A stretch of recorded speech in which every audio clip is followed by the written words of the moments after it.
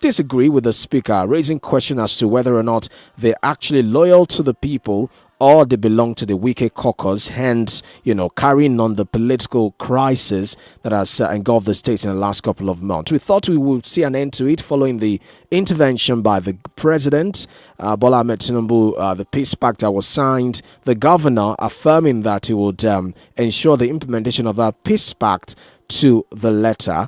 And then we saw the commissioners that resigned voluntarily being their names being resubmitted before the House, and then them being rescreened, and those who decamped as well, who openly decamped. That's why people are asking a lot of questions about the legality of what is going on there, whether or not the governor himself is being ostracized, is just in government and not the one in power. But away from Rivers, we'll go back to it in a bit when in-house panelists join us. Let's also look at what played out in Ogun State as well, with the speaker, the embattled speaker, Oluomo, addressed the press yesterday, revealing that he has approached the court for adjudication on this removal by members of the State House of Assembly. To be recalled that 18 lawmakers on the 23rd of January removed the speaker over alleged gross misconduct, and Honorable Ludaisi Elemide was elected as a new speaker to replace him. Now, that crisis took a new dimension yesterday, as Oluomo said he remains a speaker pending the position of the court on the matter. Now, he broke his silence on the impeachment saga, declaring that the action of the 18 lawmakers was unconstitutional, null, void, and of no effect whatsoever. He addressed the press in his legislative quarters in Abeokuta yesterday, revealing they had sought the intervention of the court on the matter. If you recall, when he was impeached by the members of the State House of Assembly, aside the charges that were, published in the media, there were also reports of some of the lawmakers feeling disgruntled over, financial benefit or money being allocated to the State of Assembly and not properly shared or trickling down to members of that house from the governor. So, how the speaker intends to tackle this problem, it's another dimension to it. Although we've heard from the side of the governor, they've claimed that they are not the ones behind the travails facing the speaker. And for many people, also brings to the fore the issue of the State House of Assembly. Whose interests do they serve? If they are not serving the interests of the governor, are they serving the interests of a political godfather? Are they actually on the side of the people? Because when you look at these things, you tend to ask yourself some of these questions again, that, to what extent will the people benefit from what has happened in Ogun State? Removal of the speaker for gross misconduct, abuse of office, and the likes. But let's wait for the court to make its pronouncement on it for us to know the direction that would tilt towards. But again, it has brought to the fore the debate about the role of House of Assembly in the context of our democracy in this country. Another area I would also be touching later on the show is a former chairman of INT'L, Professor Atari Rujega, saying that the electoral umpire owes Nigerians an explanation regarding the failure of the Commission to result viewing portal IREV and the biometric voter registration system during the last election. Now, Atari Rujega spoke on a television program yesterday where he talked about desperate politicians who allegedly infiltrated the technology system introduced by INT'L for the accreditation and electronic transmission of vote in the last election. Now, during the polls, that's a presidential National Assembly election, opposition parties raised alarm, complained bitterly. In fact, I remember Adino Melai standing up during that collation of the result at the National Collation Center in Abuja and staging a walkout as well, saying that INEC should hold the process until they display the result on the IREV viewing portal. Now, the opposition parties complained that INEC officials at the polling unit were unable to upload the result electronically to IREV as stipulated in Section 60 of Electoral Act 2022 and also as promised by the Electoral Commission INEC. The parties kicked against the manual collation of result and the announcement of winners in the polls. Now, the electoral body eventually acknowledged that certain glitches were recorded, and these glitches made it impossible for real-time results to be transmitted and promised to fix the situation. But the opposition parties, obviously unsatisfied, they approached the court to challenge the victory of Bola Tinubu was declared winner of that presidential election. Tinubu later won at the tribunal and all the way to the Supreme Court. Jaga spoke yesterday saying that although INEC meant well, some politicians might have circumvented the whole IREV and BVAS system. He says in 2023, INEC did its best under very difficult circumstances, and a lot of these difficult circumstances were caused by the mindset of selfish politicians who wanted to win by hook or by crook. Although some might also want to disagree with Jega, saying that yes, well, even if you have politicians who wanted to win by hook or by crook, the job of INEC is to ensure a level playing field for all participants in that election. He says INEC has an explanation to make to Nigerians on what actually played out in that election and why the IREF portal failed. So we'll take a quick commercial break now. When we get back, we'll continue the conversation. By that time, we'll be joining our guests and panelists in the studio. Don't go away.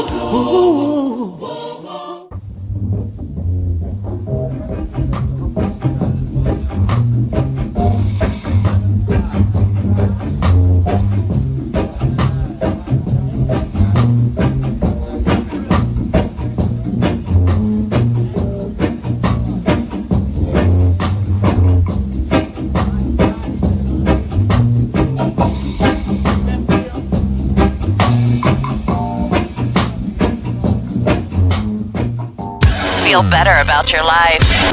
32 FM, 94.9, the antidote to depression.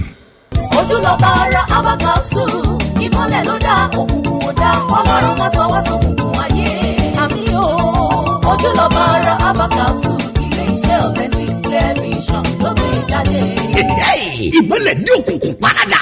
Ojúlọ̀bára Aba capsule. Ojú ni ìmọ̀lẹ̀ ara. Ètùbàrẹ̀ máa gbòde ọ̀sán lọ́wọ́ wa. Àkànṣe gbòógì tá a fi mọ̀ ìjìnlẹ̀ ṣe fún ìtọ́jú ìmọ̀lẹ̀ tí ò mọ̀lẹ̀ kedere. Tàbí tó ń wò báyìí. Ojúlọ̀bára Aba capsule. Egbògi oníkóró ni NAFDAC ìlú ló ń tẹ̀ gbà.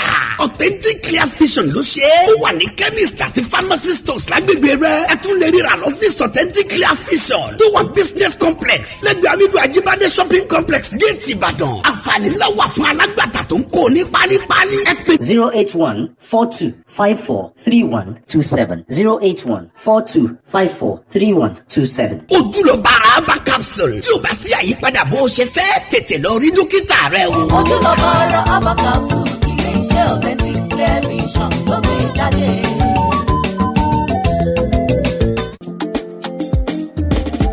Living Proof Supermarket àràgbá yamuyamu ilé ìtajà ìgbàlódé ló tún fàsìkò yìí dúpẹ́ lọ́wọ́ gbogbo oníbàárà wa fún ìbádòwòpọ̀ lóòrèkóòrè. Ẹ ṣé àdúpẹ́ o. Àwa gan tún ṣe ní ìlérí wípé a ò ní já yín kulẹ̀ nígbà kọ̀ọ̀kan. Ẹ má wàá gbàgbé wípé bẹ́ẹ̀ ṣe ń bá wa ra ọjà láì tẹ̀tì ni customer loyalty point yín ga sí i láti tún gba shopping vouchers pẹ̀lú àwọn oríṣiríṣi ẹ̀bùn tó jọjú. Gbogbo nǹkan tẹ́ wá ń fẹ́ láti rà ló ti wà lójú kan ní gbogbo ẹ̀ka ilé ìtajà Living Proof Supermarket, Pinnacle Building, Fẹ́lẹ́lẹ̀ Ìbàdàn, Old Marchant Pharmacy, Lee City University tó fi mọ́ Total Filling Station Mọ̀lété àtèyí tó wà ń Bódìjà pẹ̀lú èyí tó wà lẹ́bàá Capital Kitchen àdójúkọ Asalam Schools, Akala Expressway, Olúyọ̀lé Extension Ìbàdàn, àtẹ̀káwa tuntun tó wà ní Ayétòrò Òṣogbo. Bẹ́ẹ̀ ṣe ń fẹ́ lẹ́ òṣèré rà ní Living Proof Supermarket. Fún àlàyé lẹ́kùnrẹ́rẹ́ ẹ pè 081-8888-7120 081-8888-7120 Living Proof Supermarket. Ọ̀rẹ́ oníbàárà ní tòótọ́. Mr. Teacher, please, what happens when children come to school? How is it that they leave home very neat and return looking so different? Non-stop action, ma. All the learning and sports burn energy. So those sweat stains, torn uniforms, and dirty shoes, they show that your kid has been very active. Now, wow. Your kids need nourishing energy. Give them the new and improved Milo at breakfast. It has nutrients that support energy release to help them get the most out of their day. Milo, energy to go further. Milo! Hygiene, Sholowo, to the spend on your own.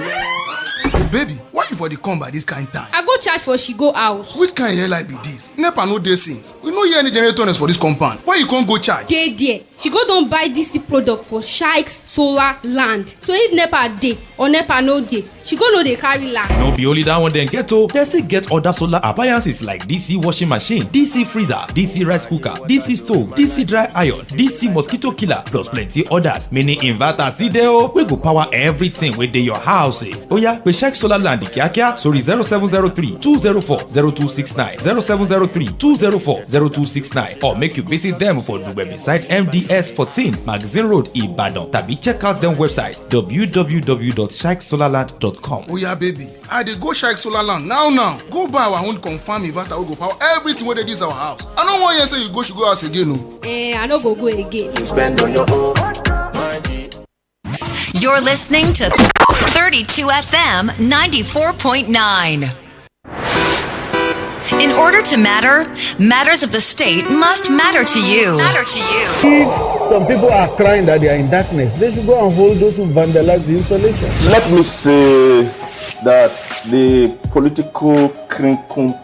Stay tuned to politics on 32 FM 94.9.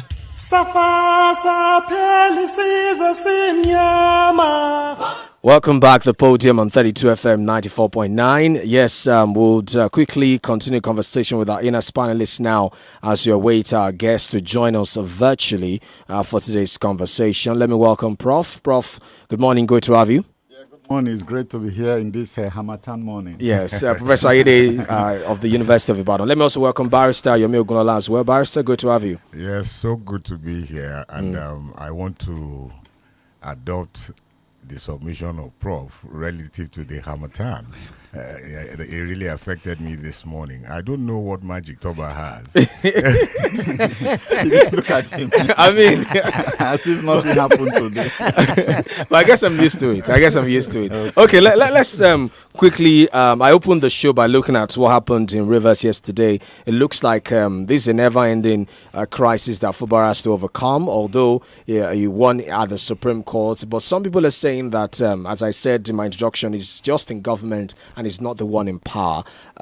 He signed a bill. It's not a bill now. A peace pact to the president. He promised I was going to ensure implementation of that peace pact. Is been able to swear in or re-swear in those commissioners that resigned voluntarily from Wike camp. And now the House of Assembly has passed a law that takes away his powers to appoint caretaker chairman in Rivers. Let me start with Prof. What do you make of this political drama unfolding there?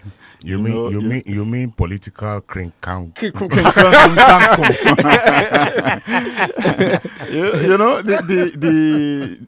There's a big problem in Rivers State, and it has shown very clearly that they don't have a governor yet. When he went to sign that peace pact, a lot of Rivers people did not agree with him. They thought that he has sold his birthright. In fact, he has sold the people for a mess of porridge. And there were several groups, including the lady we interviewed, Anke Briggs, about that part. And what is happening now is showing very clearly that it was indeed a peace pact that effectively ties his hands and makes him a lame duck governor. It's unfortunate for Rivers State, but we'll see. We are still in the middle of it. We'll see how people will react. Yeah, let me go to Barrister now. I mean, this is a legal side to it now, the House, because the governor had vetoed the bill. They bypassed this veto to pass that bill into law, which means that the local government chairman now will serve their tenure. He can't sack them. Neither can he appoint caretaker chairman as well. That's the provision of that law passed yesterday. You see, the whole, or let me put it, the way I said earlier, the political crinkle. Make I no go break my teeth. It is most unfortunate, because it appears what we now have stamped as the ideal is this system of godfatherism. Under the administration of President Bola Ahmed Tinubu, we appear to be seeing an official stamping of godfatherism, which is most unfortunate. As you know, I agree with Prof I was miffed, when I read the so-called agreement that was made in Abuja, and that was signed by Fubara. Immediately I got that message. I put a call through to the Mujahideen. I was asking him, what are you people going to do about this? Is this the ideal? Should this be the way forward? But the long and short of it is that no sensible stakeholder in the Nigerian project will be happy with what is happening on the political turf. There is no doubt about it. On local government, it is crystal clear that there is somebody who is beating the drum from underneath. But shouldn't we praise these lawmakers? Because this is what's supposed to happen, right? We've criticized this here before, that governors should not just be sacking or appointing local government chairmen. Because I listened to the speaker, what he said was, okay, this is to show you that Rivers Assembly is not a rubber stamp. We're going to ensure that institutions are autonomous. It would have been the best if it was being done with utmost good faith. But here, I think it is malafide, because it is, like Prof said, to take all the powers away from Fubara. Most of the people that probably would emerge as a local government chairman and what have you in that state will be people who are loyal to Wike. But in any case, I think there is a bill before the National Assembly on local governments, where it is now INEC that will be conducting elections, and there will be complete independence, for the local governments. One can only hope that this becomes law, because it is sad. I will ask you, what is the governor's business with the House of Assembly? Are they not to be three independent bodies, even though operating under the same government?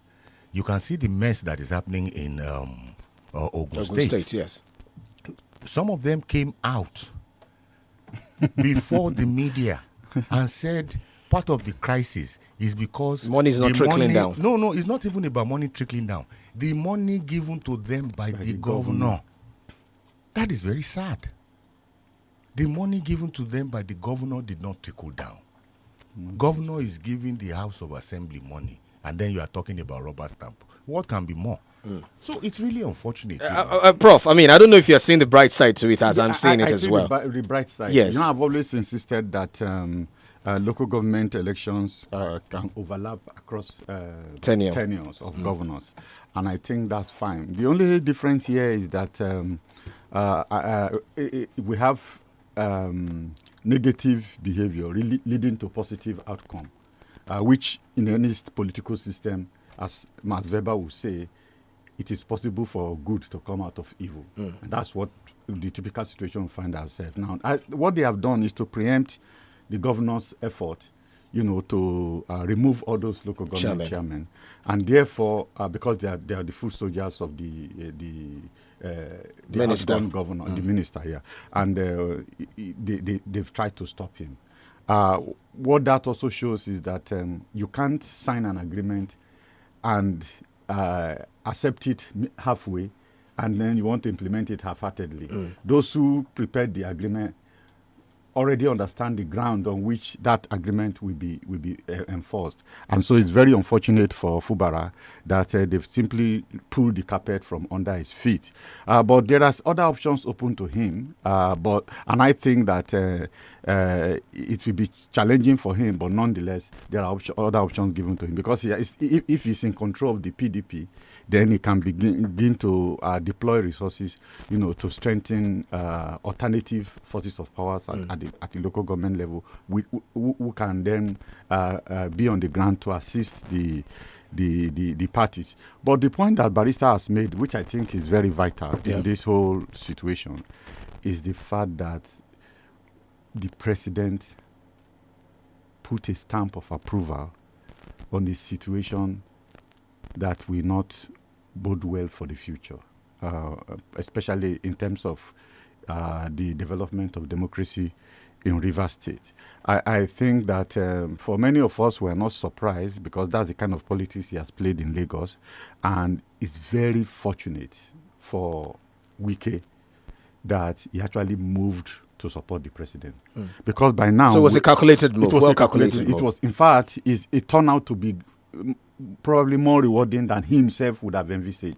Because now as minister, he still has resources flowing through his palms that he can control. Then secondly, now has the support of the president, who is known or reputed to be the godfather, or if you like, if you want to say it nicely, the kingmaker, in Lagos State. So what he has done is that an arrangement that is close to what is in Lagos is about to falter, but he has literally intervened to prop up. To sustain it. Yes, to sustain it. Because I don't see how Wike would have succeeded if he's not a minister, and even if as minister he doesn't get the support. Looking back, Barrister, it looks like Wike is the biggest beneficiary of the G5 politics of that pre-election period in 2023. Aside maybe the Oyo State governor, who was also part of the G5 group at the time, who won overwhelmingly. Well, many people say would have won overwhelmingly even without the G5 maneuverings at the time. Yes, you see, but you can see a big difference, between Governor Seyi Makinde and Wike, who are both members of the G5. In recent times, Seyi Makinde has been very, very critical of the federal government. Yes. And so that tells you that the reason for the alignment, probably after being achieved, the Oyo State governor is looking more towards good governance rather than just playing party politics, which is a plus for him, at least from our own point of view. You see, because it really beats me, or rather, what really beats me is we're at a corner screaming federalism, and federalism. And then at the other end, the other side of the cheek, we are doing unitary system of government. The intervention of Mr. President in the local politics of Rivers, in the local politics of Ondo, we don't know which one is coming next. Absolutely. It's not good. It's good that you mentioned Ondo. We'll go to Ondo in a bit, but let me just quickly get your take on Ogun State. The speaker addressed the press yesterday, breaking his silence for the first time since he was removed. He says he remains a speaker, and as a matter of fact, he has gone to court to, challenge his impeachment by 18 out of, I think, 26 members of the House. I mean, some lawyers have told me that that's enough majority, right, Barrister, to remove the speaker. Yes. Yeah, but Ogun State is a very terrible legacy of legislative behavior. You remember the oath and all of those shenanigans that happened during the time of Gbenga Daniels. Yes. And now, but which state doesn't have its drama when it comes to state legislature? It looks like it's a general thing. Yeah, it is. Because here in your state, we remember 6 lawmakers going to one hotel. It comes out of the point that Barrister has made. Yes. I mean, and that's why when you are talking, somebody's focusing on good governance, I must say, is it not because, apart from winning the election, the president has not returned to them to say, okay, nominate my minister. The president has literally imposed a lot of things on them. That's why they are not behaving like Wike. So I think Toba is completely correct when he says Wike is the chief beneficiary. And he spearheaded the group. He spearheaded the group. But you see, that and too, he did a lot of bankrolling. Yes, that too may be too early. Okay, because where is the people in the entire mix? No, that's why I said there was a video. Sorry, Prof. There was a video that was sent to me yesterday where the people of Rivers were tearing down virtually all the billboards, with Wike's picture. No, but I told you that we are waiting for the people because the people are opposed to that agreement in the first place. Exactly. You can see Clark and all of them speaking, vehemently against what has happened. And this new development will throw another dynamics into the entire. And my take or suspicion is that we will see the people reacting more fervently than they have done previously. I think the state is actually sitting on a keg of gunpowder, as a friend of mine would always say. And we really have to be careful because the security situation in Nigeria today is not one that should warrant all this kind of shenanigans. All of these kinds of shenanigans. The chairman of PDP in Lagos State kidnapped. So it's a huge. There was a problem meeting that of we are in. PDP leaders, in Ibadan, just a couple of days ago, and I know that the events unfolding in Rivers would probably have been certainly an issue on their table. Yeah, and as you mentioned earlier, the fact that Ogun State is also a very interesting state politically. Yeah. I remember the governor, although the governor himself has this time himself from the speaker issue. I remember But his when name has local come. government chairman went to prostrate for him to seek his forgiveness and everything, and the speaker is believing in the judiciary to intervene. When you are removed by 18 out of 26 members, it looks like. Not to preempt the court, but there's really no case that you want to fight. No, he wants to argue whether due process is followed or not followed. Yes. I think it's gone.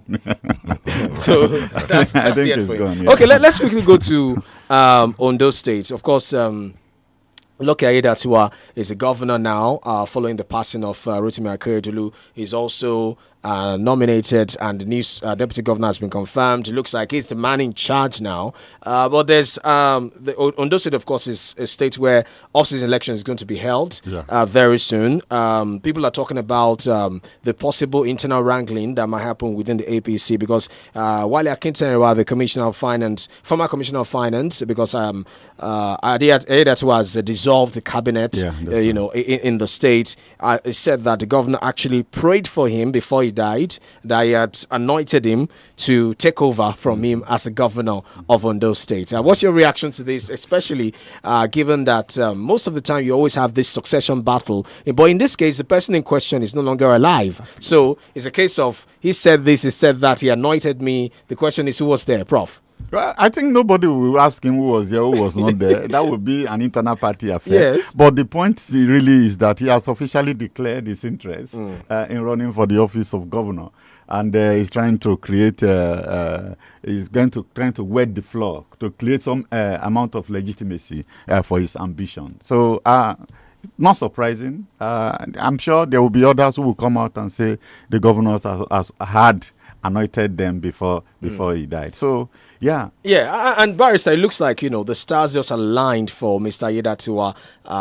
Maybe he was patient enough, he waited for his time, and now he's reshuffled his cabinet. He wants to set up his own team, basically, to run the state.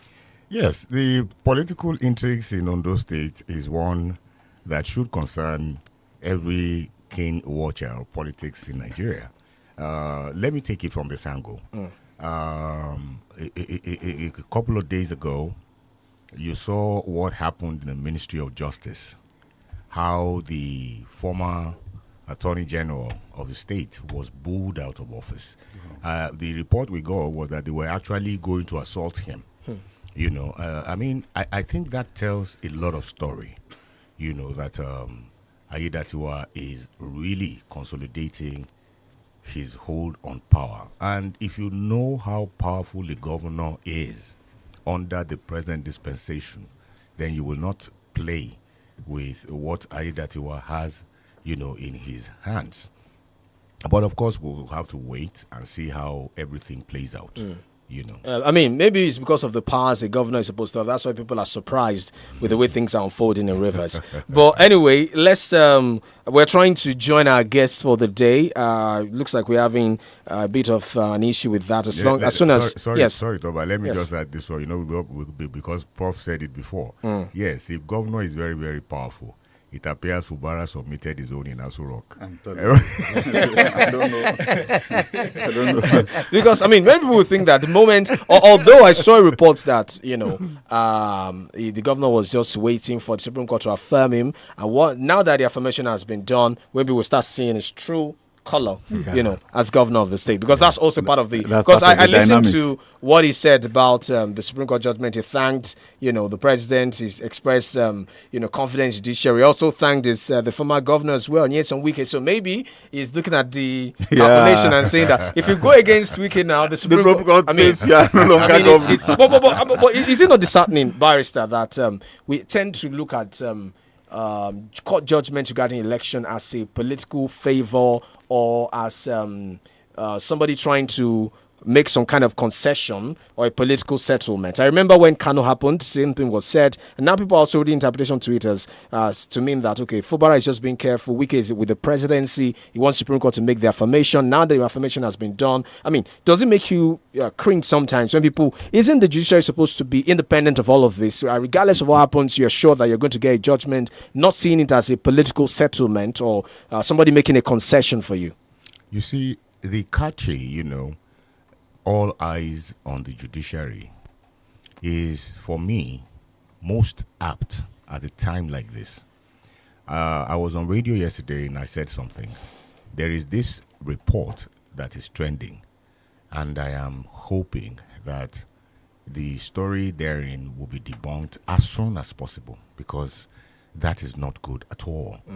Of the Supreme Court justices sharing $200 million amongst themselves, money purportedly given by governors, to get the favors of the justices in their electoral battles at that court. Just like we said, of the legislature, even though we were referring to the state legislature in Ogun State, money being given to legislators by the governor. The system of government that we practice embraces the concept of separation of powers. I know that Prof will be able to educate us more on this because that's a special field. But what we're saying is a system where the executive dominates and controls both the legislature and the executive. In the report I was talking about, there is this one that was said that President Tinubu himself put a call through to Ariwola to tell him that one governor who lost should have his $15 million returned to him. I want them to tell the whole world, not only Nigerians, that story is not true, because if that story is true, I am sorry, we're doomed. I mean, Prof, just like I said, should we be seeing these things as political settlement? Is it maybe it's just our perception because we've lost faith in the system, or it's just a reality? No, but there are issues with that, with the judiciary. Remember Buhari's removal of the former Chief Justice of the Federation on the ground. Tanko Mohammed? No, not Tanko. Walter Nohen. Yes, Walter Nohen. And in fact, the issue of around bribery in the upper echelon is traced down to the Babangida government. You remember the Mercedes-Benz, story at that time. So it's now we have money, moving around it. Even before it got to, I think what we have now is that it has reached the Supreme Court, because people like the former very important lawyer in Nigeria, who and including Afe Babalanko, who talked about the industry around the elections, that what senior lawyers do is to arrange to settle those judges in the tribunals, so that they can give appropriate judgments, and that many lawyers and judges have become suddenly stupendously rich as a result of election litigation. So they actually, it's a long history of corruption around the elections within the judiciary. But what we have now is that we are now pointing directly to the Supreme Court. And it's a big problem. Now, when you have a situation of this nature, then we are very close to crisis, because and that's why if you see Nigerians talk about let me win first, then you can go to court. Then you also listen to I think the president was even seated when Olisa Agbakoba, senior advocate of Nigeria, was also talking about the judiciary, the process of appointment of judges across the country. And he mentioned about, is it a cartel or a kind of people within that process, a group that hold the aids to to those offices, and that you have nepotism and money changing hands, because he talked about, and if you see, there's been a debate even around the family of Ariwola himself. So I think we have serious issues that we don't really know how they will be addressed. But people talk about the reform of the justice system. They talk about the reform of the judiciary. These are issues that we need to deal with, and they are not unconnected with also these forms of crime that I imagine in terms of kidnapping and all of that. Because if people think that they can, they gave the police 1 million, to bribe him, and you can imagine if he has taken the money, and how many of police officers actually take the money. So it's a situation where money is everything, and people think that they can get away with blue murder as long as they have sufficient resources, to defend themselves. Prof, I don't know if you saw the video that was that is presently trending, from Sheun Kuti.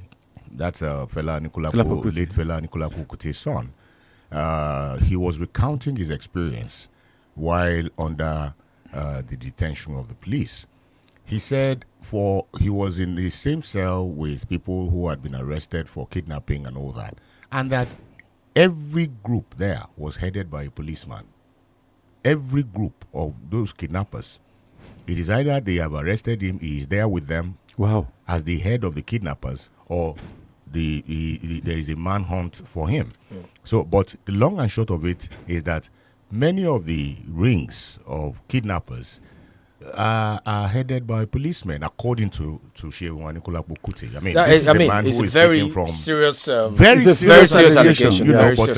In fact, somebody was talking to somebody on phone yesterday about the kidnapping that's going on in the Federal Capital Territory, and he was also saying that a lot of the kidnapping rings are also headed by military officers. So, in fact, he was using specifically the word general, and I was saying it may be officers, but I don't know, because generals are not necessarily very poor people. Because these are very serious allegations. Who are not well needs remunerated. to be corroborated before. If you listened to Shehu Sani, Shehu Sani's comment on the same issue. Yeah, he was saying that many of the kidnappers, when they arrest them, look at them. They don't have money. That's actually what somebody was saying today to me. There must be more to the story. Yeah, but I was saying that we need to take this break. They live in the bush, so they may not look well. We need to take this break. When we'll get back, continue conversation. Hopefully, our guests for the day will be able to join us. We have on the line up Professor Abel Duolayinka, former Vice Chancellor, University of Ibadan. We also have Barrister Adebayo Shitu, a member of the APC, join us as well. Hopefully, after this break, we'll be able to join them virtually to keep the conversation going. Don't go away.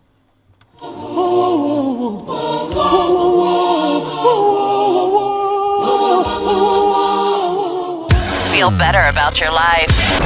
32 FM, 94.9, the antidote to depression. Ojúlọ́ba ara Aba Capsule, ìmọ́lẹ̀ ló dá òkùnkùn ò dá, Ọlọ́run má sọ wá sókùnkùn ayé. Àmín o, ojúlọ́ba ara Aba Capsule, ilé-iṣẹ́ authentic television ló gbé jáde. Ìmọ́lẹ̀ dé òkùnkùn paradà.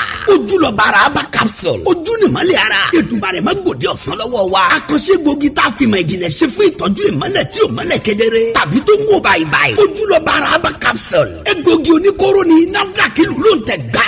Authentic Clear Vision ló ṣe é. Ó wà ní chemist àti pharmacy stores lágbègbè rẹ̀. Ẹ tún lè ríra lọ́fíìsì Authentic Clear Vision. Tó wà business complex. Lẹ́gbẹ̀ẹ́ Amidu Ajibade shopping complex Gate Ìbàdàn. Àǹfààní ńlá wà fún alágbàtà tó ń kó ní pálípálí. Ẹ pè 081-4254-3127. 081-4254-3127. Ojúlọ́ba ara Aba Capsule. Tí o bá sí àyípadà bó o ṣe fẹ́, tètè lọ rí dókítà rẹ o. Ojúlọ́ba ara Aba Capsule, ilé-iṣẹ́ authentic television ló gbé jáde.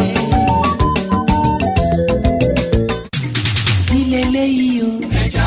Ẹja Megidani nínú èròjà tó ń ṣara lóore jùlọ láti wá mú kẹjà ó wà lárọ̀ọ́wọ́tó gbogbo wa pátápátá láì fanilápòyà ní iléeṣẹ́ Lucom Integrated Services Limited pẹ̀lú àtìlẹ́yìn ìjọba ìpínlẹ̀ Ọ̀yọ́ ṣe ṣàgbékalẹ̀ ẹja wa our fish. Àná tó ọjà ẹja tí máa wáyé lójoojúmọ́ ní Fisheries Headquarters ìkórìtà ọ̀nà tó lọ sí Premier Hotel àti Cultural Center agbègbè Dandaru Ìbàdàn. Ojoojúmọ́ ní ìpàtẹ ẹja lóríṣiríṣi bẹ́ẹ̀ bá ṣe ń fẹ́ àmọ́ Sunday gan lọ́jọ́ ọjà ló ní yàwálù pẹ̀lú ẹ̀dínwó aláìlẹ́gbẹ́ fresh fish, iced fish, smoked fish fish tó fi mọ́ juvenile àti fish fee fáwọn ọlọ́sìn ẹja àti bẹ́ẹ̀ bẹ́ẹ̀ lọ. Bákan náà sì ni ìdánilẹ́kọ̀ọ́ máa ń wáyé lórí ọ̀sìn ẹja ní gbogbo ọjọ́ sátidé láàrin aago 10 àárọ̀ sago 2 ọ̀sán. Àbẹ́ẹ̀gbọ́ ìran ló ń jẹ ojú. Ẹ kàn sí wa ní fisheries headquarters ní Dandaru Ìbàdàn. Kẹ́ wá wo àrà tá à ń fẹja dá. Kẹ́ sì tún rẹja relé lọ́pọ̀ kú ọ̀yọ̀kú. Ẹ pè 091-3532-0152. A wà lórí àwọn ìkànnì ìbánidọ́rẹ̀ẹ́ o.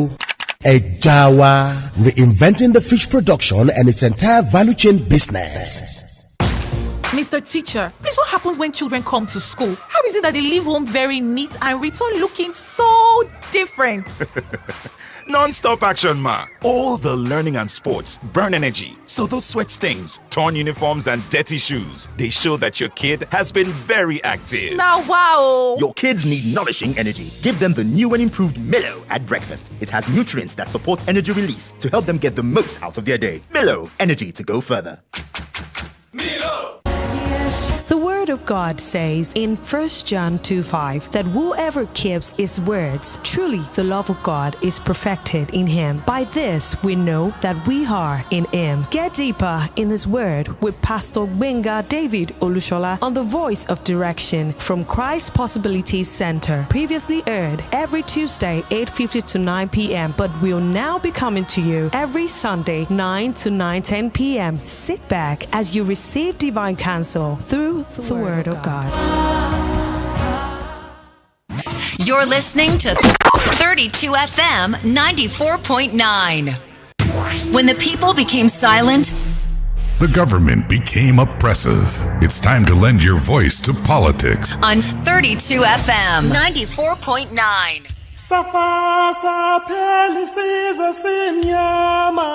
Welcome back, the Podium on 32 FM 94.9. We are still awaiting our guests to join us. Meanwhile, you can be a part of the conversation so far. 0705 5949. Hello. Hello. Hello. Hello, good morning. Hello, good morning. Good morning, sir. Your name, where are you calling from? I just said, Mr. Oh. 0705 5949, 0809 7949. You can join us on Facebook as well. 32FM 949 Ibadan. While we wait our guests for today. Okay, so let's quickly look at the former INEC chairman, Professor Ataru Jega. He was on a television program yesterday doing an assessment of INEC's performance in the last election. He says, no matter what happens, INEC needs to explain to Nigerians so we can, have some sort of closure as well. He said, politicians have a way of, no matter how effective your system might be, politicians have a way of circumventing the system or infiltrating the technology system that INEC had provided before that election.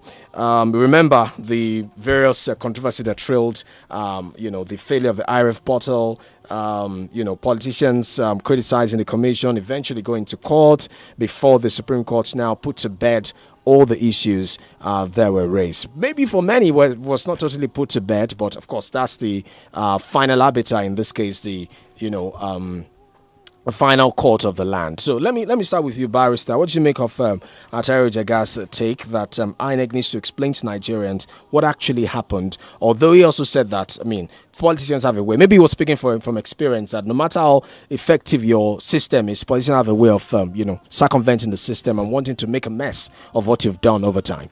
Yes, you see, there is no doubt about it that for a very long time to come, what transpired during the 2023 presidential elections will continue to be a major topic of discourse, amongst the intellectual world, because it is really a dark episode in our political evolution. There is no doubt about that. I was even asking a question during the period. The conflicting judgments that are coming from the courts, I kept citing an authority from the Supreme Court, and that is the case of Access Bank and Ogbogu, where the Supreme Court held that if there is a subsidiary legislation that is made, yes, is subsidiary legislation made pursuant to a primary legislation. Is law. It even goes further to say that the courts are to take judicial notice of such. In other words, it does not require any proof. All right? And in this case, it was the issue of the regulations that came from the CBN. And the court gave, effect to those regulations as being laws. And when they are laws, of course, people are bound to obey them. And discretion does not have a place. Only for the Supreme Court to come out now and tell us that discretion is superior to a subsidiary legislation, the regulations and guidelines of INEC. The regulation, the guideline of INEC is different from the Electoral Act. The Electoral Act, that's what... That is the parent... The Electoral Act is the parent. Maybe the court hinges judgment on the parent document that upon which INEC conducted that election. What we're saying is... What the Supreme Court held was that the INEC chairman or INEC has a discretion with respect to the whether or not to do the regulations. Yes. Exactly. But what we are saying is, if we go by the judgment of the Supreme Court in Access Bank and Ogboja, the regulations and guidelines that came pursuant to the Electoral Act ought to be law, and discretion cannot supersede it. So for a very long time, like I said, we will still have to be looking into the issue, what exactly transpired, And I want to agree with Jega, that you cannot say you want to do something and then we give you money to go and do it, only for you to come back and be telling us about some glitches. What glitches are you talking about? Prof? Yeah, in our elementary 100 level course called the Citizen and the State, we distinguish between legality and legitimacy. Legality is you follow the legal process, you follow procedure, and the courts decide whether the procedures have been observed or not. In these circumstances, the Supreme Court was in favor of INEC. But you can be legally elected, but you still have to be viewed as a legitimate government, in the sense that the people accept you, and that's why you see when you look at the court decision in the Imo State, people will call him Supreme Court Governor. Supreme Court Governor. That's a statement about legitimacy. Exactly. That as far as they are concerned, he is not our governor. It's the governor imposed on us by the Supreme Court. Now that tells a lot about life and commitment to the state. Now, if everything that you owe is to legality, and you don't enjoy the embrace of the people don't see you as acceptable in the position that you occupy, there's a deficit there, a legitimacy deficit, which may affect the willingness of people to rally around you when you need them. Exactly. But when we say people, when we say legitimacy, I mean, is it not relative? Because it depends on the demography you're speaking to. It's always relative, and sometimes it changes over time. For instance, if you are described as a Supreme Court governor, but at the end of the day, you implement and formulate people-friendly policies. People will say it will be the Supreme Court that has given to, but this man is doing well. And then they begin to support you. So it's a dynamic thing. It's not something that you say once you are legitimate today, which is why we distinguish between legality and legitimacy. Exactly. So if the Supreme Court has decided there's nothing anybody can do, you are legally there. But you need to also then show that the Supreme Court is right by trying to create an environment that make people recognize the fact that you're actually for them and that you govern in their interest. Let me put it this way. Let me put it this way, simpler. The law is made for man. Man is not made for the law. Absolutely. And I think that is exactly what Prof is trying to, Prof is alluding to. The law is made for man. And that's why in the interpretation of the law, the judges always have that at the back of their minds, all right?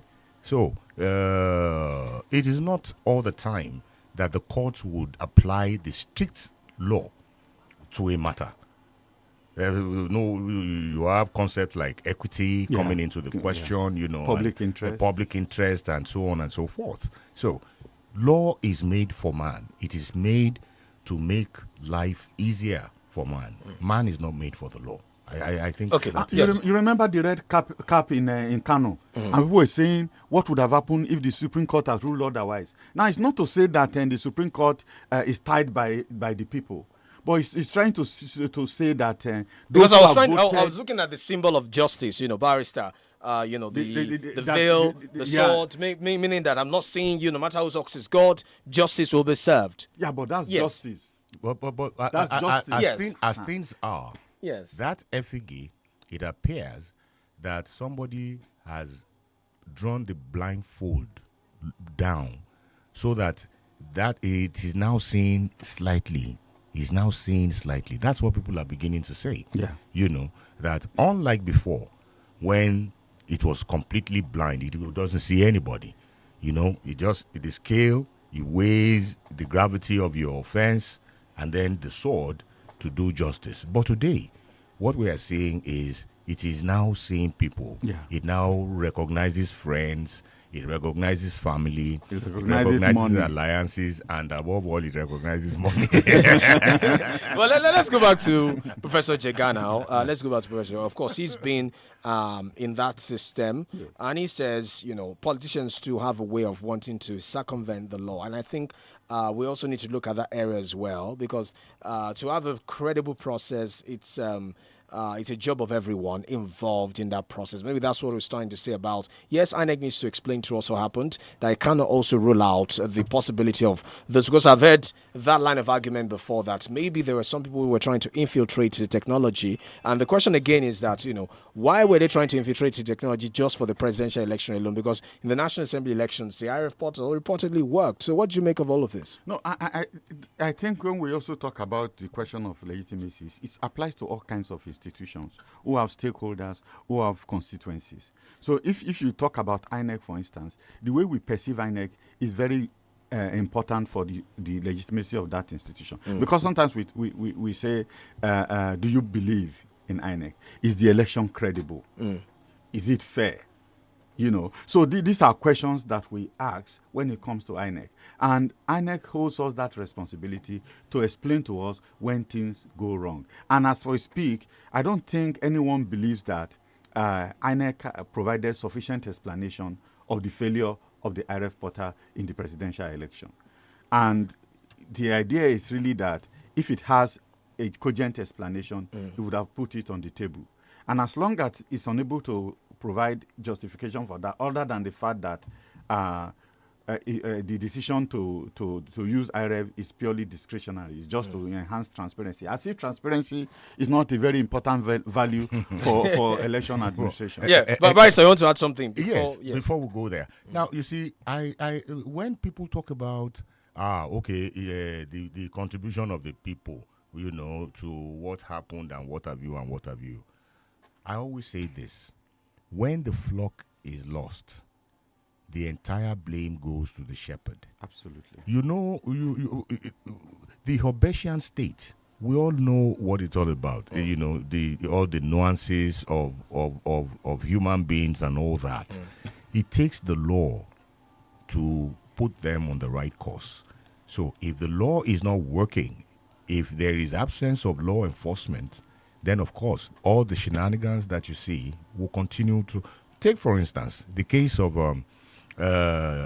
what's this guy's name? The one that has just been sentenced now, or whose sentence has just been Farouk Lawan. Yes. A lot of people. His sentence was upheld. Exactly.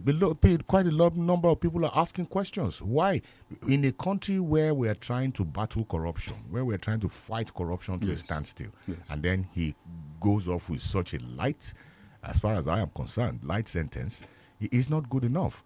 When somebody who was alleged to have stolen a goat gets like 20, 25 years, and then a crime of that magnitude is like a slap on the wrist. So it's the law. It's the inability of the law to play its active role. Okay, so unfortunately, we've not been able to reach two guests we had lined up for you on the show, but we have the president of the Bodija State Resident Association, joining us now, Pastor Muiwa Bangboshe, just to get his thoughts on the latest development in the aftermath of that explosion, update as well. Thank you for joining us on the podium. Good morning, sir. Good morning. Yes, good morning. Good to have you. Yes. And let me say my condolences, in the aftermath of that horrible incident, the fatalities and casualty as well. My condolences. But what is the current state of the site now? Because what we got, the information from the government is that search and rescue operation have ended. Figures have been put out as to the fatalities recorded and the destruction as well. So give us an update on the current state of the site. Well, I mean, what I know is what you know. We're told the place has been cleaned up, and people in the hospital are being treated, people that have damages. The figures are being collated. So it's still ongoing. Yes, cleaning up has been done, but it's not over. So there's still a lot being done. Yeah. And then looking back, we've had a lot of reactions to this that generated a lot of conversation. Some say it's a failure of our security architecture. Some say it speaks to the need for collaboration between resident associations and security agencies as well. I know the governor always says, if you see something, say something. What do you make of those who also try to look at it from the angle of the neighborhood association, that maybe this could have been prevented, maybe an alarm could have been raised about what's being done in the building, or maybe there could have been some kind of information provided to security agencies just to ensure that collaboration between the people and the security architecture as well, to prevent something like this? Yeah, I've reiterated this over and over again. Nobody empowered the communities, the neighborhoods, to police the environment. What you do at best is vigilante. When you see a truck or pickup moving into a premises that has fences and gates, the last you know is when they drive into the place. And so the first meeting of the committee, I asked for empowerment. The neighborhood associations need to be empowered to interrogate whatever each person is doing. Bodija is a low-density environment. It's a mind-your-business environment. Okay, so, people never took it upon themselves to begin to interrogate, and they don't have the power by law to do that. So, if you go against someone and he goes to the police to report affront or affray, you could be in trouble. So hitherto it would be wrong to blame neighborhood associations about not resisting. But when it gets into reporting, there are people that have alleged that they reported. Even somebody said he wrote a petition. And, so you go on arguing. If nobody even knows, we say that this kind of stuff are not moved legally without escort of some security operatives. At least the civil defense, they're supposed to accompany such. So they should have known what was being brought into a place. Usually what neighborhood will say they saw will be somebody accompanied by military operatives, security agencies, and you dare not accost these people. You can't stop them and say, what are you taking? What are you carrying? We know the way our society is structured. So I believe nobody should blame the association. Nobody should blame the neighborhood. Everybody operates within his own means, where he has authority, and nobody wants to run foul. But where we now throw it back and say, please ensure that your neighborhood is policed. Whatever policies the associations come up with must be respected, must be endorsed. I would say jokingly, then it means that we are becoming government for ourselves. We do our we do our generator, and now electricity as we're well. supposed to go beyond the electricity. Yeah, Yes. we are now supposed to go beyond putting a guard in our own house to ensuring that we guard the whole environment. I think we should be fair. We should be fair. Okay. Let me bring our panelists. Because it's a panel discussion. I have Barrister Ogunola as one of the panelists here. He will ask you a question. Prof is also here as well. Professor Ayede of the University of Ibadan. So let me start with Barrister. Barrister? Yes, thank you very much. I think your last submission was very, very sound. I do agree with you, the need to have that power to interrogate for the neighborhood watchers, as I want to call them. But there is a bigger problem that I think the association ought to be very, very concerned about, and that is the environmental impact of what took place on that evil day. For instance, the government has promised, to bring in experts to conduct integrity tests on the structures within at least a 50-meter or 250 meter radius. Have they commenced, this so-called tests? Because it is very, very important now, so that we don't have a situation where some houses already have those stresses and maybe collapsing, in the not too distant future. Are you pursuing, that program of government?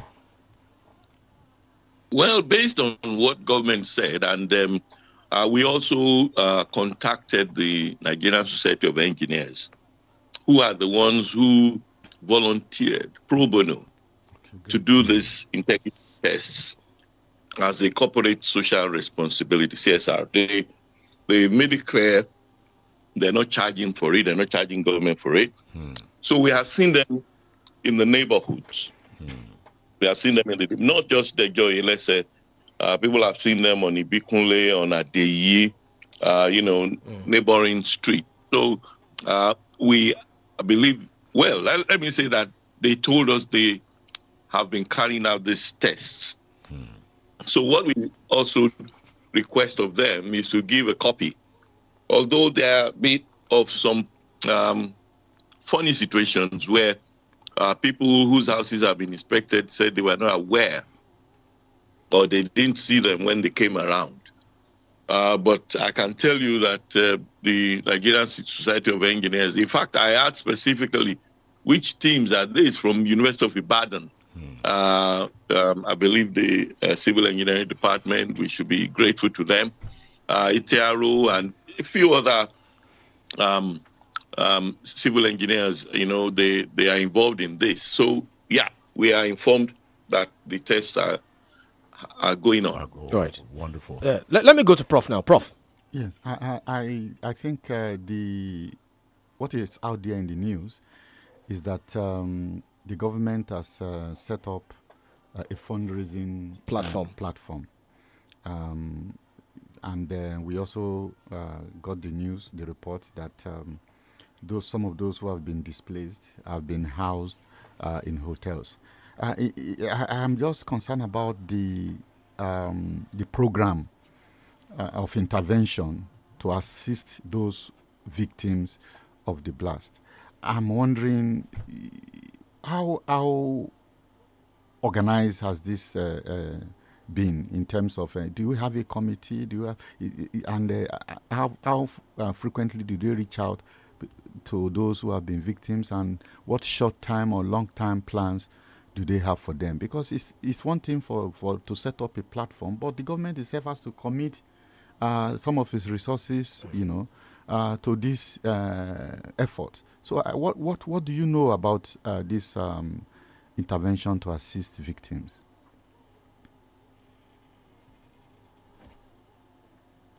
Hello? Yes, we can hear you. Can you hear us, sir? Oh. Please unmute your mic.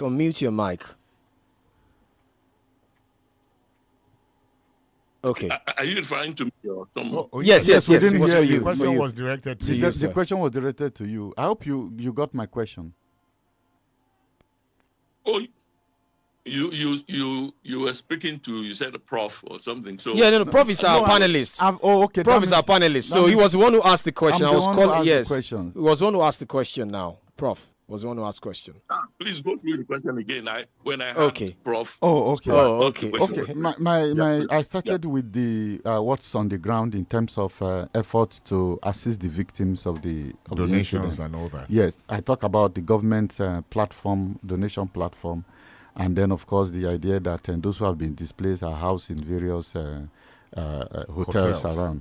I'm asking whether this program of intervention is systematic. Do we have a committee, a body, involving even the neighborhood association in carrying out this intervention? And whether the intervention is both short-term and long-term, and what is the level of government's commitment in terms of the government also providing funds to support this initiative? Okay, thank you very much. I will again commend the efforts of government, especially the Oyo State government and the federal government in providing leadership and support. Yes, there are people in hotels now. I believe those are short-term interventions. There are people in the hospital. Some were in private hospitals. Them have been either discharged or some transferred to UCH. UCH has a growing number. Okay. Maybe when the private hospitals get to the limit and then they feel they need some higher level of attention. Now, what I will observe is that this thing was something that we'd never experienced in this environment. And so a lot of things were done haphazardly and urgently. Okay. Of course, it's understandable. But the fact is that we should begin to put structure and flesh. The platform created by government to raise donations, is good, and the funds are going to the Joyelese Vigilante Group account, the association account. Okay. But supervision is needed, so there is need for a committee or group or whatever that will ensure equity and transparency. But even we also promoted support from other street associations or neighborhood associations in Bodija. And people are doing what they can do. We've disbursed to some individuals based on trickles that came into the Bodija, the bearer. Okay, so these monies should not be held in deposit. They need to be utilized immediately. We know for any patient in UCH, you need a lot of out-of-pocket expense. You need people to run around for you, okay? Because, UCH doesn't supply drugs like that, so there must be money nearby to buy drugs and dressings and materials, consumables that they need. So this area, I believe, needs to be fine-tuned. And I believe there should be a portal where people can get on and put a name and search and find. I'm aware that about 3 days ago, someone who had been looking for his driver, he lives in that neighborhood. The driver closed and left for home, and they forgot something and came back. Wow. And so he came just to be caught in this thing. And the boss didn't know. So they just noticed that the following day they didn't see him. 2 days, 3 days, so almost a week. Where's this guy? What happened to him? Then the head of the house went to Housing Corporation, where they were taking a report on damages. And when he introduced himself, he said, we've been looking for you. Your driver is in so-and-so hospital.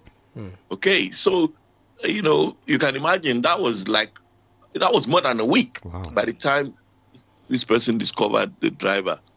So I think an open portal. I know they did something like that in 9/11 in the US. We can copy anybody. So we gave them a map of their street. That's from Bera. We downloaded, we got the app, the map, and we printed it out for them and said, please go house by house. Number 2, who is there? Number 4, where is he? Number 6, where is he? That you can't talk now in totality or in finality of the number of casualties until exactly. And then so in that light, sir, do you feel like the search and rescue operation ended too early? Because as you said, people are still missing. In fact, I'm seeing a report where you said 9 people remain missing. Do you think it should not have ended so early? Well, these people might not even be in that premises or in that area. I know a young man who was in front of his house on the Joylese and was catapulted to Bond Hotel. Wow. If you know Bodija. Yes, very well. No, before he passed out, he had the presence of mind to call his father and to say, I am in front of Bond Hotel. And then he passed. The guy is still in the hospital as we speak. They've done a lot of tests on him. And of course, you can imagine if somebody is thrown from the Joylese to Bond Hotel. We know a man who is said to have come out with fire extinguisher to help. And he was thrown to Aerodrome GRA. Wow. If people are flung that far, we don't know what kind of mechanism, what kind of thing happened in totality, but it means that looking for people should not be limited to immediate vicinity. Okay, there was a day we were told that there's a house in a particular place which already had been submerged by another house, and somebody said there's somebody in that house. And we went to the scene, and the civil defense guys, they sympathized with us, but the soldiers drove us back. They said, look, there's a human being being alleged to be under rubble somewhere. And then eventually somebody spoke, said that place, okay, we just saw an arm, and I was alarmed. Wow. Sir, we need to take this break. Please hold that thought. Sir. Let's just take this break. Hold that thought. When we get back, you finish your line of thoughts on the program. Just stay on the line. We'll be back in a moment. Okay, thank you.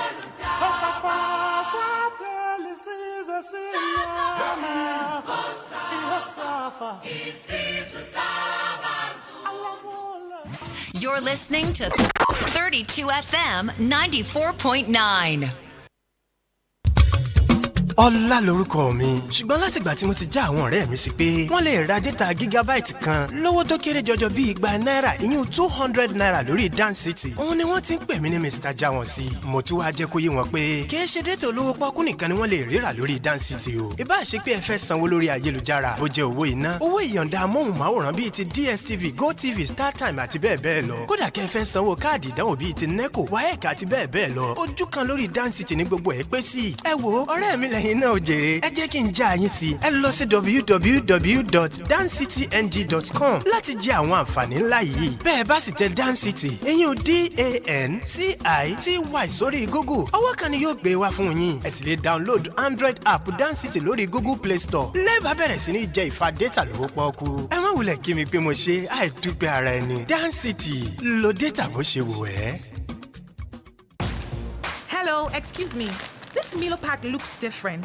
I'm seeing support energy release, BAM, on the pack. Is it the same Milo? No, this one is new and improved. The support energy release means when you give your kids Milo as part of breakfast, you are giving them energy they need to go to school. Ah, I like this one. Your kids need nourishing energy. Give them the new and improved Milo at breakfast. It has nutrients that support energy release to help them get the most out of their day. Milo, energy to go further. Milo! Free online financial training. Free online financial training. Free online financial training. Josiah Peters presents a free online financial class called the Instant Dollar Course. The Instant Dollar Course is designed for anyone who is interested in learning how to trade the financial markets. The Instant Dollar Course will help you unlock financial mastery in just 1 week. The numbers to call is 091 58670555. Once again, 091 58670555. Here is the numbers for the last time. 091 58670555. Take charge of your financial future. Enroll now for free. The numbers once again is 091 58670555. Feel better about your life. 32 FM, 94.9, the antidote to depression.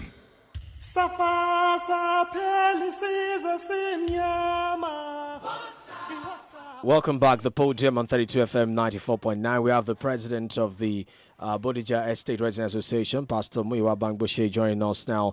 So we went on that break and you were talking about the missing persons and whether or not the rescue operation should have ended. So I want you to finish that thought.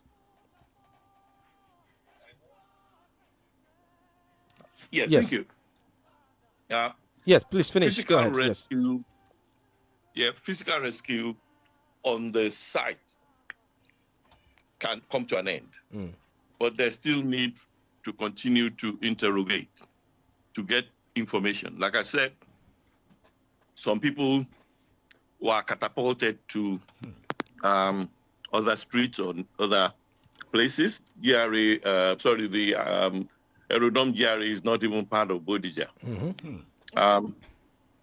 Some people who came to visit or came to work in the premises, going back home, could have been caught in the situation. I believe. I think 3 days ago, we saw a young man. Well, not a young man; he's a man, but a bit challenged with hearing. He was allocated to a hotel, but he was asked to leave with his brother because the two of them have psychological problems. I mean, they were misbehaving, and so they were sent out of the hotel. But a neighbor was just walking along the street and saw him sitting on the curb and asked him, "What are you doing here?" He said, "This is where he's been sleeping." He said, "What happened to you?" And he said, "Well, their house is destroyed. Their mother is in the UK, and himself and his brother, they are now on the streets." So I think there should be a portal to report missing persons. Okay, and the association should do a house-to-house enumeration. They should reconstruct, the association and the location and know an account or try to account for everybody they know is living in that neighborhood. So, physical rescue operations can cease, but we should go on gathering information. Yes. Right. Let me bring one of our panelists again now, Barrister Ogunola. Barrister. Yes, I am so happy we have you here because you appear to have, all the details. Firsthand. Yes, firsthand information on what transpired. Now, I want to ask you this one because in some there are some schools of thought, that are attributing what happened to terrorist activity, and so on and so forth. But the narrative that the government pushed out there is that of an illegal miner who is storing explosives in the house. But you are, with the submissions you made now, giving us another, entirely different idea of the enormity or magnitude of that explosion. Are you satisfied with the narrative pushed out by government of an illegal miner storing dynamite, or do you think it is more than that? Well, Thank you very much. I've said this again to the press. I believe there's need for more serious investigation. I've been involved in mining myself, and I know that even people who are not involved in mining have had dynamite used in blasting their wells. You know, to have the kind of response that we got makes it obvious that it's more than meets the eye. We're going by a lot of hearsay, and I believe that government can go beyond hearsay. We need to invite people that have technology. We should get into the satellite, possibly, to get the recordings of that day from satellite. I know if we spend money, we can get it. They can tell us how it happened. They can show the second-by-second progression. How it happened in Bodija and had such far-reaching impact. We created, apart from the government record, an app tracking for as far as Akbete, people reporting that they have damages. Akbete is a long way. Even in Omiadio. Can you imagine? If that is how dynamite has been working, I'm sure that there will have been a lot of problems all over the world, not just in Nigeria. So there's something that doesn't tally, that doesn't gel. Okay. We can't also support the theory of terrorism because what's the basis? Okay, so all we have to do is to keep on searching. We shouldn't assume at this point. We should not push anything under the carpet. We should not assume. This thing is more, my own house, the living house, the residents didn't have so much damage except that we couldn't open the door. And I live off Ibikunle. The door was jammed. In our office on Awolowo, we had the ceiling of the hall come down, and the curtain wall, some glasses broken. We just finished replacing them. So how you want to account for that? I think there's a lot that needs to be investigated, and we shouldn't shy from asking for help if our science or technology doesn't unravel. We should ask for help.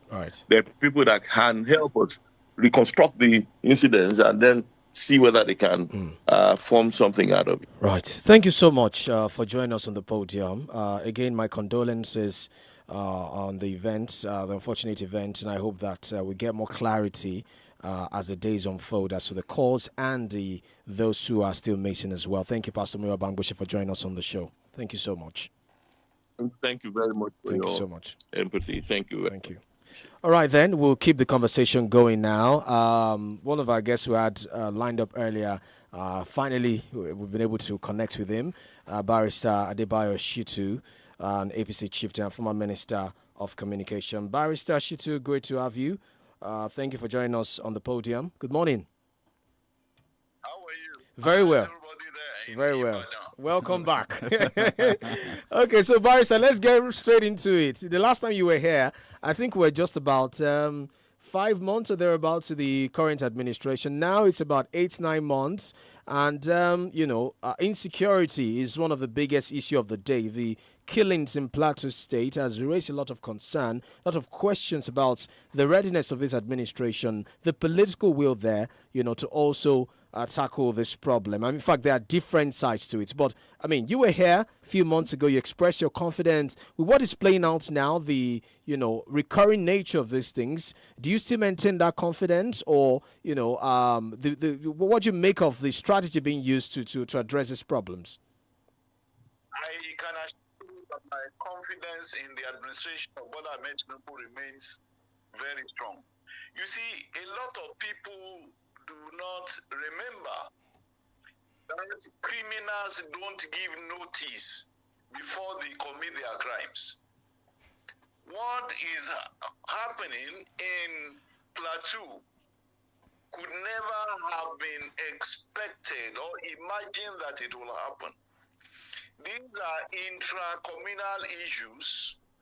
You would agree with me also that Plateau is one of the most diversified states in Nigeria. In a single local government, you could have 5 different tribes, all of who are indigenous to the community. And these are people who, over the years, have been suspicious of one another. Of course, the Fulani herdsmen issue has always been pervasive in the sense that the main indigenes of those areas, the tribesmen, are mainly farmers. But the Fulani herdsmen to consider themselves as having a sense of belonging. Unfortunately, over the years, they considered their roots, where they take their cows. They consider it as their, their own. They consider being owners of those roots, and they believe wrongly that their cows and herds have a right to, to eat, if I may use the word. So these, and a lot of this is also caused by lack of education by both Fulanis and a large number of locals. So I want to believe that government's duty in view of this challenge, and it's not about the federal government alone, both the federal government and the states have a duty to encourage people to particularly... But Barrister, when you have over 200 people being killed, you have villages being invaded. I mean, a lot of people might say it's rather insensitive to say that criminals don't give notice, that the bulk of this stops at the table of the president, who is the commander-in-chief of the armed forces, because the main responsibility of the government is to protect lives and property, and you're having people being killed just like that. It is happening back to back. Yes. It is easy to put every blame on the president. When your wife, I'm just taking this literally, is unable to, be pregnant, it is easy to say, look at what Mr. President has done. My wife cannot be pregnant. It is so easy. The president is one... But this is not the same. This is not the same. Yes. He's the commander-in-chief of the armed forces, and it is not possible to place soldiers in every village, every hamlet. And like I said, criminals will not give notice. So it is only after these things have happened, unfortunately, that soldiers can be moved in, except if you are suggesting, if you have a better advice to give to Mr. President, if we listen to your advice, because Nigeria belongs to all of us, and the business... I mean, you supported them, you campaigned for him, you convinced Nigerians that he has the ideas. You convinced Nigerians, so it's there for us to see the ideas you have to solve the problem. I didn't get your question. Yes, I'm saying that you're asking us for ideas. I'm saying you campaigned for him, you convinced Nigerians to vote for him. So that means that Nigerians believe he has the ideas. So they should put the ideas on the table now to solve these problems. I guess you are a journalist. Even if you are not a journalist, you are an educated Nigerian. We all have a duty to, provide alternative piece of advice to what the government is doing. And I am saying, we are now, in a discussion, and Nigerians are listening, and I believe the people in government will also be listening. If there are pieces of advice we can create a better way to manage crisis, please bring it out. Some of us will be able to convey it. I am saying what the president is doing. As commander-in-chief, he immediately moved in members of the armed forces to quell the riots, and arrests have been made.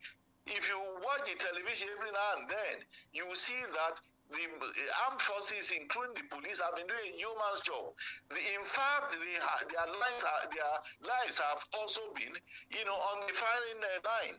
So let us have new ideas. Let us have fresh perspectives so that government could Right. be adequately advised. Right. You can't say because you have already voted for him, so whatever he does, if you have something that you consider as a better recommendation that you will not give because you have already voted for him, it doesn't work. No. Because I mean, he told us that he was the most prepared for the job. That's why I said that. He said it. I was the most prepared, most qualified. But anyway, let me bring in Barrister now. One of our panelists, Barrister.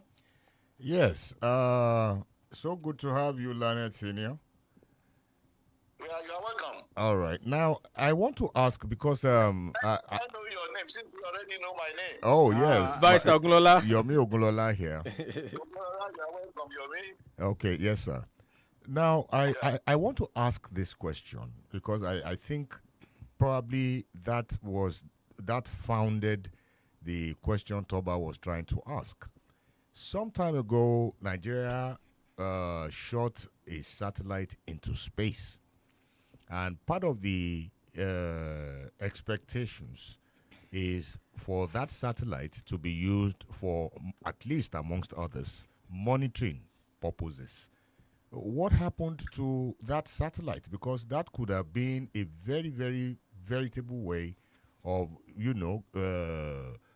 getting information on troop movement or all of these other criminals, marauding the land. Whatever happened, to that satellite? Is it still functional? Is the government actively managing it? Let me say this, and I say this with all sense of responsibility. I left government 5 years ago. Currently, I don't work for government. Over the last 5 years, I've not worked for government.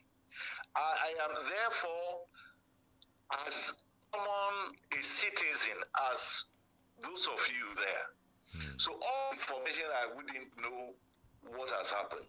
But what I can tell you for free is that Nigeria currently has just one satellite in the orbit, just one. When I was in office, I made effort. I went to China to negotiate with manufacturers and with potential funders, the company, China Exim Bank, wanted to fund it. I brought the whole idea to the Federal Executive Council at that time, and it was shut down. Unfortunately, I felt that how can a country as large as Nigeria have just one satellite? It is like a transport company flying Lagos, Abuja, and not having an extra, tire. But people in government at that time, particularly people close to the president, shut it down.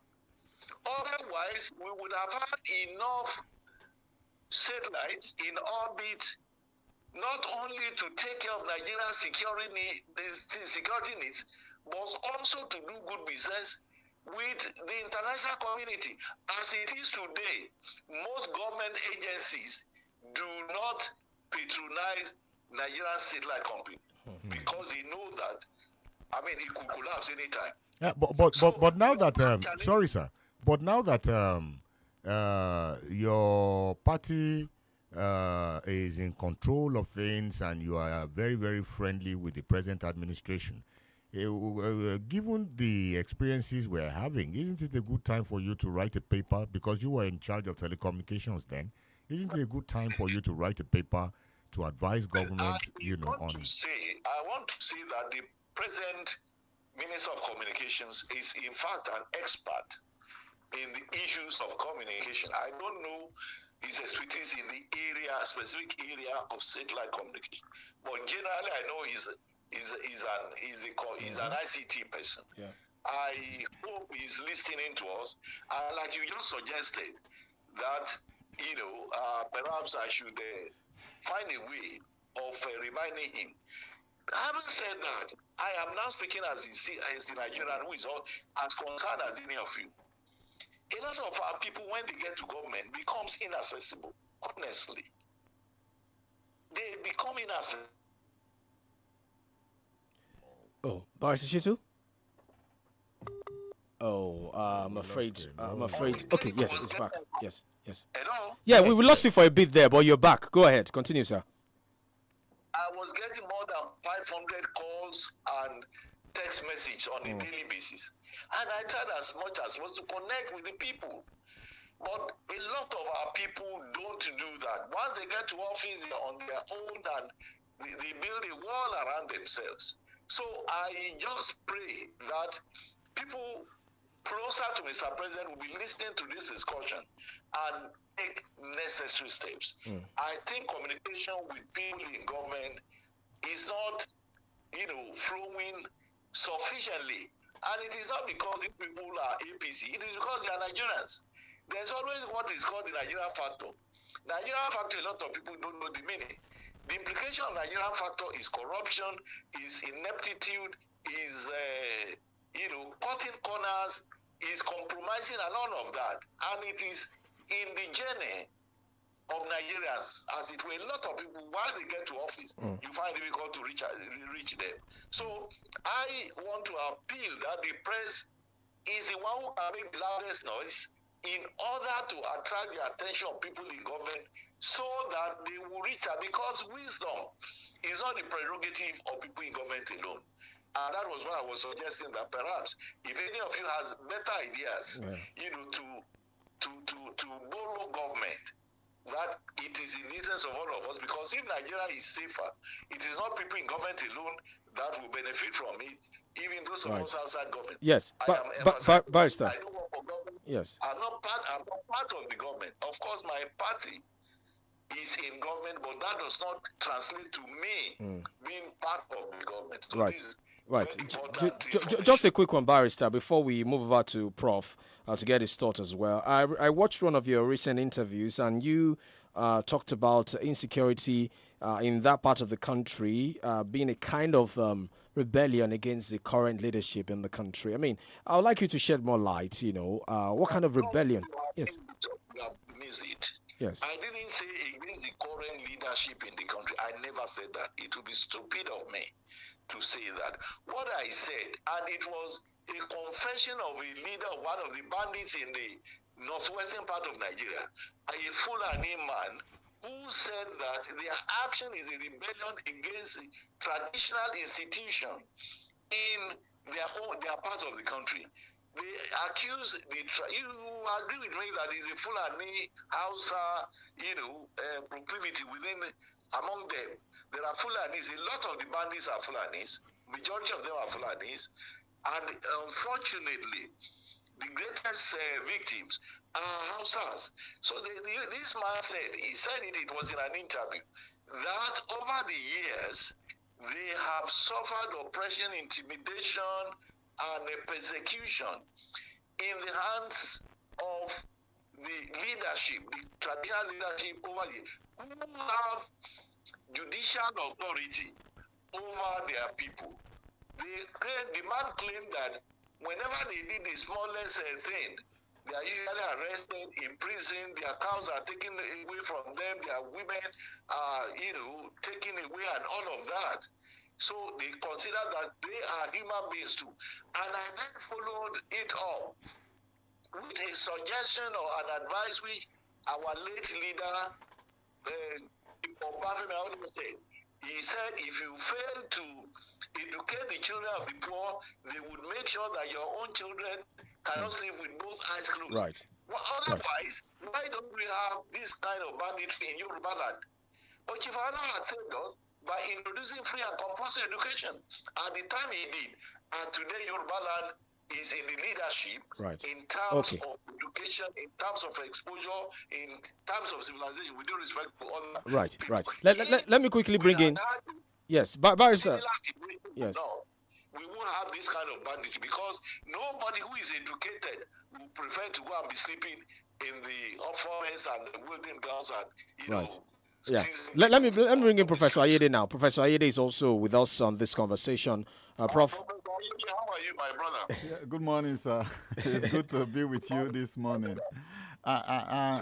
Yes, I'm just concerned about your take, and you actually came around to the point that I wanted to draw attention to, the fact that social conditions matter for crime. And if you look around, apart from the kind of situation in Plateau State, there's a whole outcry, a huge outcry in Abuja about kidnapping. And people thought, oh, they would apprehend it before it goes out of the capital city. But as I speak to you now, the chairman of PDP in Lagos has been kidnapped. And there are all kinds of security alert from the government of Lagos State to citizens about how they need to be very careful concerning the operation of kidnappers across Lagos. I'm wondering what your take will be in terms of the policies of government that has made life very difficult for Nigerians, and whether it's one of the factors pushing people into crime.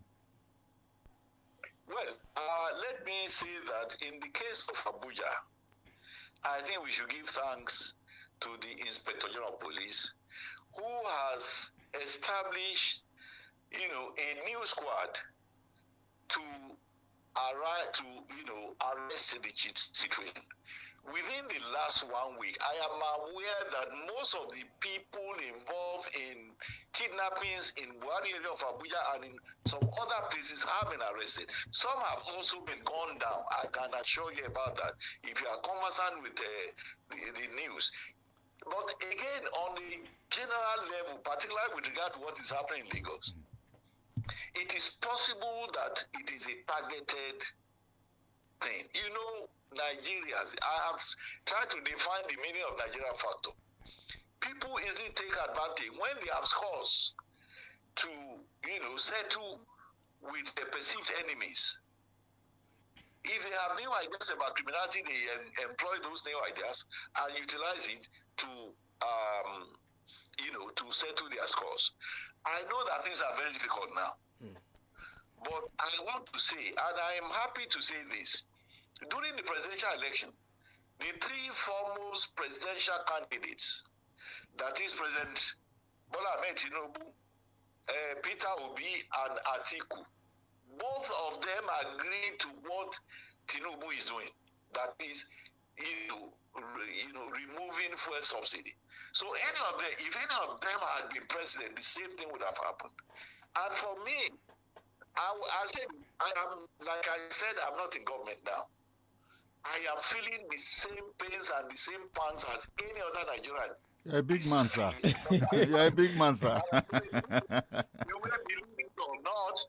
You may believe it or not. Yes. But I'm not on any salary from any quarters. Yeah, but I remember the last time you came here, the subsidy issue came up, the exchange rate came up as well. But things have gotten worse, few months down the line. The exchange rate, we can't say enough about the way the naira is depreciating, and it looks like, as you said, you are in a circle like ordinary Nigerians too, because you're not receiving any salary, you're not in government, although you're a politician. We're also not in government, so it looks like this decision, this policy, the masses have been the biggest losers as a result of this policy, because you defended it at the time, and a few months down the line, we're not seeing the gains yet, the gains that they said we will see after these policies were introduced. Well, I am not speaking for government, but as somebody who is equally intelligent like any of you, I can say this. Over the years, we had been postponing the evil day with regard to, fuel subsidy. I have also said it, even while in government, I have also said it. The greatest problem we've had in this country is the inability of the past administration to get the government refineries working. Because I have criticized my party and my government, even then, that when we were coming in 2015, we promised that the 4 refineries would be up and going within a short time. Unfortunately, in 8 years, we didn't succeed in, getting even one.